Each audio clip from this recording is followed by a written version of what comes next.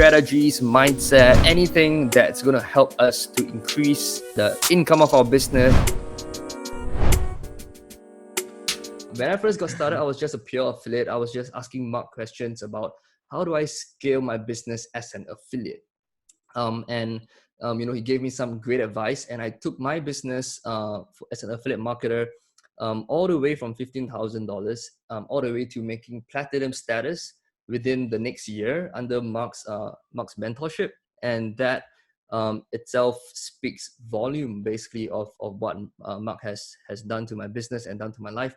So I made platinum within a year, and then from then on, I decided that, hey, if I could teach this stuff to someone else who could really, and I can really make an impact, so why not?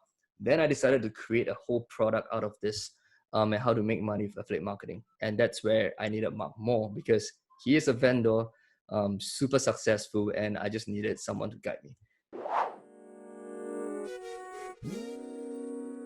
So I always knew from young that I'm not suitable for a corporate job. So I did an internship back when I was how old was I? I think 18 or 19 years old. I did an internship with the bank, one of the banks here in Singapore, and I did a 6 months internship. So every morning I'm just commuting with the rest of the working adults in the train. It was so packed, so squeezy, and that was the peak hour commute, right? And then after work, we have another peak hour commute back home. And every single time it took me so long. I have to stand up in the train, squeezing, just perspiring, and it's just not a very pleasant experience. And in the office, there's tons of politics. And, that kind of stuff just doesn't sit well with me. Although I did ace my internship because I just really wanted a grade, I knew inside of me that I'm not made for a job.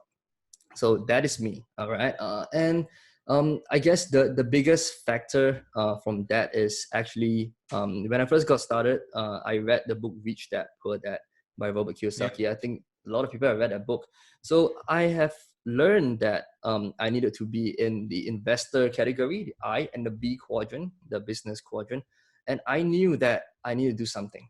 And from then, I've been searching for ways to make a living without having to work a job. So I have been paying for courses. I've been saving up money, paying for courses. I invested over 5 figures in courses. Some of them succeeded, a couple of them failed. But what I realized is that as we pick up a brand new skill, there's always a hidden cost at the back. And the hidden cost is always more than what you paid on the front end. So for example, if you take for example, affiliate marketing, the cost that's at the back of it is you having to invest in the business to acquire and buy traffic. And then you have to build that email list. And that is not told to us at the start of any program. That's not told to you because, people, all the experts out there just want to teach a skill, make you make money from the front end. And then, that's how they build their wealth. Same for investing, trading, you pick up the skill, you still have to have some capital to be invested for you to grow that cash. So for me, I didn't know what it takes. But after learning different models, I realized that email marketing is one of the business models that I can really scale with. And so what I did was to take my final $12,000 that was left in the bank. Back then I was a student and that was the final amount in my bank. After picking up that course, paid a couple of thousands, I asked my girlfriend, who's now my wife, I asked her, I said, hey, if I were to invest everything, $12,000, because that's what it takes, right? Are you okay with it? And she's like, if you think that's going to work, just go all in and don't look back. Basically that, right? And of course I did my prayers and then I invested all into ads. So I basically bought solo ads to start. And my ROI for the from my ad spend is about 10%. So just imagine putting in $12,000 and getting back $1,200. And it doesn't make investment sense, isn't it? We are all looking for 1:2 or 1:1, but this time around we're getting 10%. But what I know in foresight is that the money is in the list. We are not only making back the front end ROI in maybe a 10% kind of thing, but we are looking at monetizing that list even more for you to continue to build that capital back and then reinvesting back into that list. So that is what I know. The money is in the back end. So it took me about 7 to 8 months to break even, to make all my money back. But hey, but from then on, the business doesn't start from ground zero. It starts from whatever your list size is. So that is, and that's where I see that, hey, this business is powerful. If I could just scale this to the moon, I wouldn't have to worry about a job. So that's basically how I got started.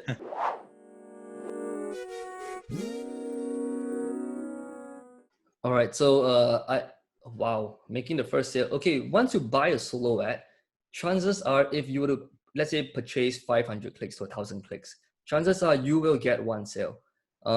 And that is because I would say the ad that you are buying from your seller, is super targeted, because you have already chosen that niche. So that seller is in that niche. Sure. So whatever that you are buying from the back end, like your ethical bribe, like your ebook or your free MP3 or your free training or whatever it is, the backend offer is very congruent with what you are going to purchase. So you would definitely get a sale, but the tough part is seeing the ROI. I would say the ROI is going to be way less than what you've expected. Especially when I first started, I was in the personal development niche. That's where the ROI from solo ads is about 10% to 20% at most, right? And let's say you put in $10,000 and seeing that you only make back $2,000, I think that is the biggest hurdle to climb, or the biggest hurdle to overcome. But nowadays, because I've moved into the e-business space, I realized that my own students, they are getting solo ads return of 50% to 100%.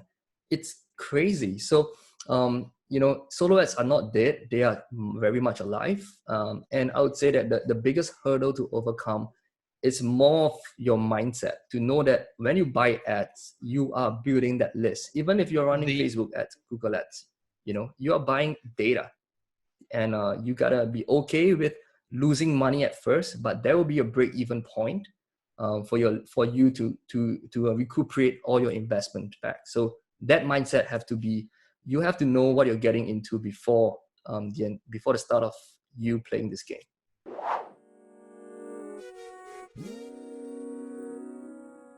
My future after this is more of creating an even better software than Perpetual Income 365, because buying traffic, getting your list up, running solo ads, getting a stable, consistent income is just I would say mediocre. It's just average. But if you want to take your business to the next level, there's actually a way for you to get unlimited traffic, and it's literally unlimited traffic. Now, in order for you to do that, there must be a bridge. Someone will have to bring you there, right? And so that's what I see myself doing. I want to be that bridge to anyone who wants to take their business, affiliate business, to the next level. No matter what you are, whether you are a Perpetual Income member, whether you are just an affiliate marketer, I want to take it to the next level. And that's when I'll be creating my next program, and that's going to be that program is going to be, of course, of a higher cost, because it's of a higher value. And I plan to launch it start of next year, right? So that's going to be the next step. And that's basically me servicing clients of a higher level, clients who are really serious in their business. And I see myself being that bridge, being that coach, being that mentor for these guys. So it's going to be exciting. And, it's going to be one level up Perpetual Income 365. Yeah. So for someone who's just starting out and someone who is in the grind but not making it, right? So these two groups. Okay, for someone who's just starting out, my advice to you is, do not be afraid to try, and do not be afraid to fail. Because if you do not try, you'll never know. And the thing about the biggest regret that you're going to have is 5 years later, you see that people who have tried made it, and you're like, I have not tried yet, right? So that is going to be your biggest regret. So never be afraid to try. Like for me, I've paid over 5 figures in fees to learn skills, be it investing, trading the stock market, the forex market, internet marketing, creating books to sell on Amazon. All this stuff I've tried, I've paid. But at the end of it, you're going to find one that you really like, and you're going to succeed big time in that one, But if I don't even try, if I play everything safe, I get a job, right now I'll be slogging off. I might not even be home now, right? Because I have no time flexibility. So for those who are starting out, if you are financially not able to start anything, then the question is, are you resourceful enough to raise that fund to get whatever that you want to get? Because there is no problem in getting money, but it's a problem in being resourceful. It's always that, right? So you got to be resourceful to find ways to acquire that fund. You can take a loan from a family, you can loan from from banks with low interest rates, and then calculate your budget, your ROI, and then plan out how you want to return it back. So it's never a lack of money, right? So I would say, don't be afraid to try, don't be afraid to fail. Just go all in. Even if you fail, you just found another way that doesn't work, go to the next one and try again. So that's for those who are first starting out. Now, for those who are in the grind, in your online business, barely breaking even, what I'll say is, you need to remember your end in mind. You need to remember why you first started this entire thing. And if you were to give up now, that means it's over. Everything, it's over. Now, what I've trained my members to do is to give them an overview of where their break-even point is going to be. I have a graph for that. So basically, I basically created an entire chart to show them, if you were to invest this amount of money into solo ads, you're going to get this amount of return on average, and you're going to be able to get this amount of subscribers. So I've got a chart for that, right? And I project it downwards to show them that, hey, your break-even point is going to be from around the 6th to 7th month. Now, then in that chart, I show them where's the point of the greatest cost. That means, the greatest expenditure. I show them that point, and that point is usually on the 3rd to the 4th month. That's where you invest tons of money to ads, but you are seeing peanuts, right? I show them that point, I circle it big, I bring them back to the graph and let them know, hey, you are near that break-even point, that crossover point. If you were to give up right now, that's the biggest point of loss. So what are you going to do, right? So I give them that chart, and from the start, they know that the end in mind is to reach that break-even point, get to know how many subscribers they need for them to make, let's say, $1,000 per month. So everything is projected out for them. And with that in mind, they are able to plan, and they'll be able to know how much time is going to take for them to reach that goal. And then their mindset is going to be different. They're not going to be, when am I going to break even? No, their mindset is, I'm going to continue to work on my business so that I get to that point, right? And along the way, if I don't get sales, it's okay, because why? I'm building my email list, right? So, and I basically told them what is the average cost per lead that they have to see in order to be profitable in the end. So I basically have tons of trainings in there, live trainings. I'm doing bi-weekly live trainings. Every live training I do is about an hour on average. It's a ton of value for just $47 per month in this software.